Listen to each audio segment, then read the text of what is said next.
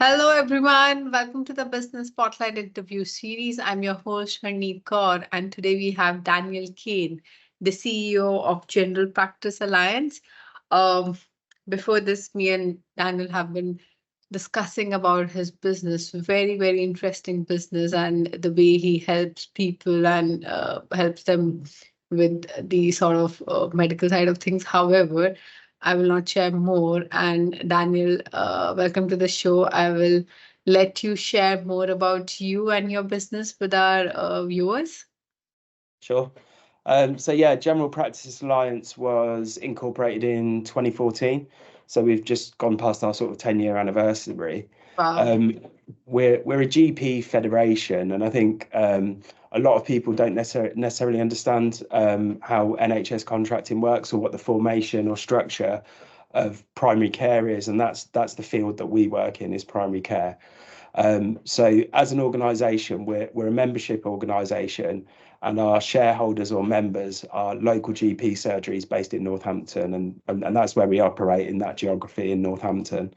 And we're almost an umbrella that sits over GP surgeries to support them with business functions and delivering services, healthcare services, directly to patients, which are sort of larger than your typical sort of GP footprint. So if you think of a GP surgery in a sense of population that they cover, it's typically between 10 to 20,000 patients that they'll have registered, Mhm. whereas we deal with the whole of the town. So we sort of manage, there's 24 surgeries, and we kind of manage the patients, those patients that are registered with those surgeries through different services. So we deliver a collaborative care team, which is like an in-reach service, going to help people that are socially excluded, Mhm. that may have complex care issues. And we also deliver an enhanced access service. So when GP surgery is shut in the evening, around 6:30, patients can still access primary care or GP services through our service, and that runs till 10 p.m. at night, 5 days during the week. And then on the weekends, it's open from 9 till 6. Our motto is to kind of increase access to general practice and make patient care more accessible. Wow. Wow. You're doing such a great thing, Daniel, you and your team. And just reflecting on your journey, I'm curious to know what inspired you to start this.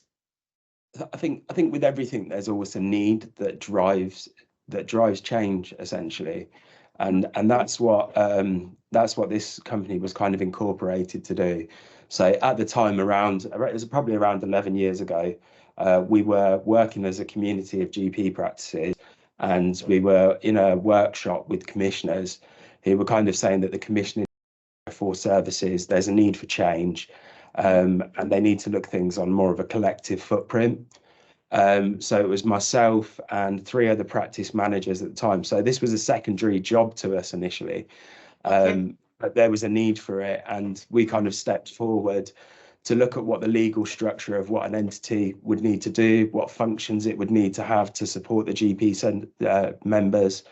And we worked away with solicitors, and we built a structure with investment from the member practices to kind of build this company that would be able to support them in delivering in what we call enhanced services in the industry. And just really try to streamline what a lot of business or commissioning functions are. So that was the Mhm. kind of need for change.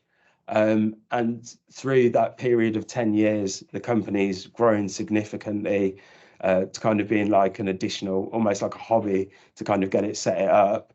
And then, yeah, we got our first service, which was the collaborative care team. That was about a year after setting up.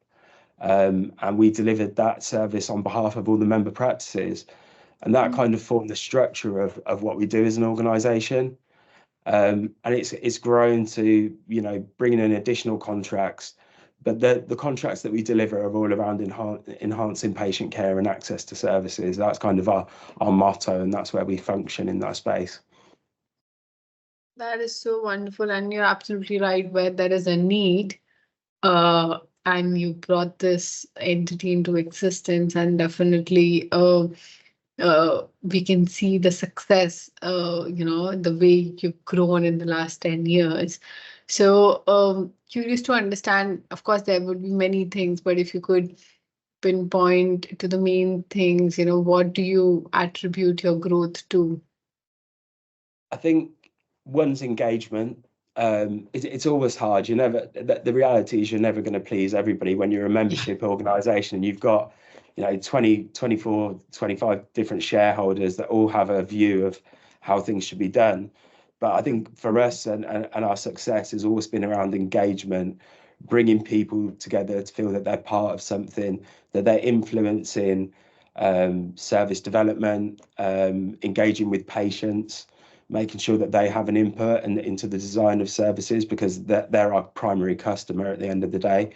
Mm, And they need to feel that the services, that they deliver, that we deliver a high value, and that they kind of have to be, high value. They have to be valuable to our members. They have to be valuable to the patients, and they need to be valuable in a sense of cost efficiency to the commissioner. Um, and I guess that's what we've all. It's kind of like that triple value effect. That's what I would deem to a lot of our success. I love the value, and it's clearly can feel and see that you have a strong value there, whether it comes to the team or the sort of community, the clients, and the entire community. So that is so good. That is it's so good to hear that, and that's why probably that's a big foundation for General Practice Alliance. Having that strong value system. Often when I'm having a discussion with business owners, running a business is not that easy. There are so many challenges, and we often discuss about these challenges, and they fall in either of the three places. It could be the time, uh, not having enough time, team, or money sort of related issues when it comes to growth. So, what do you see in your experience as the biggest challenge? I think the biggest challenge is that the environment that we work in is typically with government-based contracts, and I Mm, think that's had massive impact on challenges for us at the commissioning, and sometimes um, working with commissioners, there's often a view of what they feel should be done, but they don't necessarily under the reality. Here's a scheme that we need to be delivered, but they don't necessarily see the implications of operationalizing an idea into it mm, and translating that into a service that can be delivered. And mm, that's often challenging. As the advantage that we have for us, we're a clinically led company. So we have experts that are board members, we have experts that we employ in all different roles. So we've got pharmacists, we've got nurses, we've got GPs. So we've got a really good set of heads that sit around us as advisors and service developers. Um, and also bringing those staff into engagement and service development and growing and nurturing those people to become leaders in their mm. own fields, but also contribute to the wider ambitions of the organization. That's the kind of key to it all for us. Mm. And so thinking about, getting everyone together and sort of being creating leaders and then for the wider good, um, what has been your biggest learning being as an employer, and then what sort of qualities do you look at, while hiring sort of people in the organization? Yeah, I think that it's making sure that the people that we find, the people that we employ through our recruitment process, and it's been a learning curve over the sort of 10 years, and I think we've got it in a really good place now where it's really refined, and we've got Mm-hmm, really strong HR processes in place. But it's making sure that those people align to the vision and of the organisation, our mission, and we've always been a value-driven company, as I've said, and that translates through to our recruitment process. So you will see in our criteria or essential or desired criteria is when we put out a job advert that there's strong alignment that reflects back to our values as an organisation, mm-hmm, and that's key. That's key to making this work. So that mm-hmm. those people they're aligned to that vision, they're aligned to the mission, and that they collectively become part of something that way. That is so true. Going back to the values again and then sharing it even while recruitment and these sort of the entire HR process. Daniel, you are doing this. This is so much, and when I said team time money, I always look at, sort of number of hours business owners work. It just doesn't end. So how do you balance your personal and business life? So I've got a good set of people around me, strong team, strong management that sit underneath me. The working day is always a challenge, but I think being able to switch off is the main thing. You know, Mm-hmm. there is an urgency in what we do. I think there's an urgency in every business owners, and it is stressful at times. But it's making sure that you're able to switch off and having some of that, free time to actually just chill out, do your hobbies, all of those different things. I think people can become occupied with taking too much home with them in the evenings and not being able to detach themselves from the Mm-hmm. business. I mean, my role as CEO, I'm not the business owner. The owners of the company are the shareholders, Mm-hmm. but I still hold all those responsibilities, and I represent them and their interests. So it's a lot of responsibility, but I enjoy it. I've always been a business person. Um, so, and I've got other enterprises that I hold separately. So it's kind of business is my hobby at the end of the day as well. So that I know that's not the same for everybody, but like I say, I do switch off. So that's the main That's thing. just so good. That is so good. So you actually living your dream. You're doing the work which you love, which is creating a sustainable business, and I can so relate to it. Uh, this is somewhat where we also come in the picture. We help uh, businesses create and run sustainable business. So because business is meant to give you more life, it is not meant to like really work for 70 to 80 hours a week. It is meant to give you more life. So looking at Daniel, what is the vision for Gender Practice Alliance Limited now? Next 5 years. So I think there's a lot of changes that are happening within the NHS, and obviously we're going into a general election as well. So that has massive impacts on our future, and what we deliver in a sense of services, what the new government or current government translate as the future and the future direction, because obviously they set the strategy essentially through the Department of Health for the NHS. So there's a lot of unknowns going forward. But I think that the main thing is us staying up to date with the information that does translate down to us and being able to almost forecast for the future. We're probably going to have to take some risk in advance to be able to do that. But I think you can manage risk in a positive way. It doesn't need to be a complete sort of, non-progressive way because we don't know what's going forward. There's still going to be information coming out, and we just need to make sure what does change aligns to our vision as a company and it fits within our remit.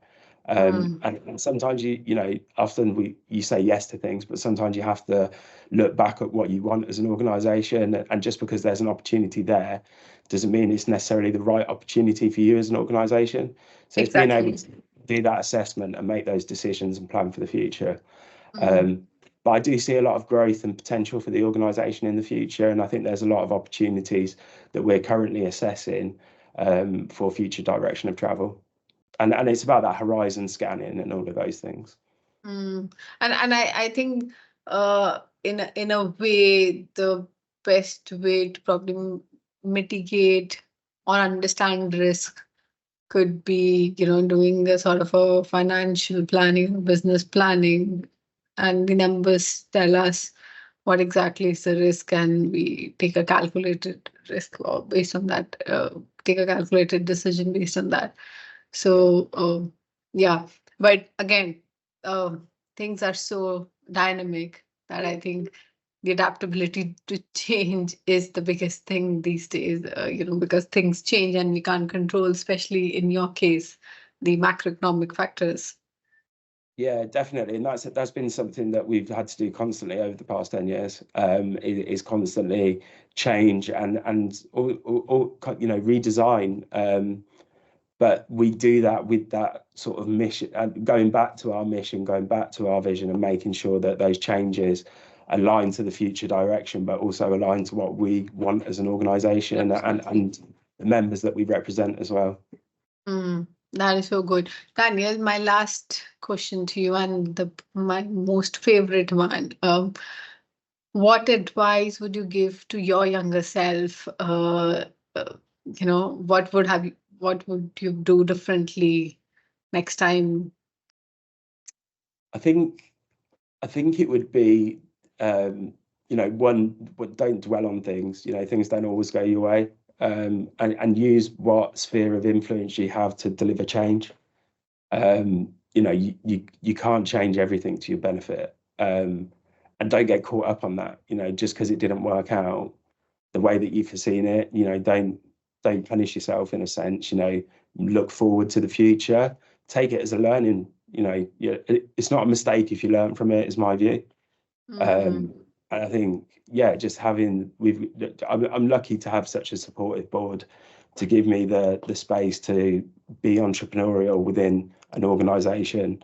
And yeah, I think that's the main thing. I've got good support around me, but that's the main thing I'll say to my younger self. Don't dwell on the past. Look forward to the future. I love that. Somewhere, someone. So what? Move on. And I think, what you just said. Mistakes, there's nothing as a mistake or a failure, because if you're learning from it, you're growing. And I think that could sometimes be a good thing, to commit a mistake and learn from it, rather than not doing that and growing slowly. So somewhere down the line, it's good. Daniel, it was so good to speak to you. Thank you for sharing about you and your journey of with General Practice Alliance. Uh, is there anything you want to share with the viewers which I've not asked you? No, I think that's been really helpful, just to talk through things. It's been really interesting. Thank you. Oh no, thank you so much for joining us.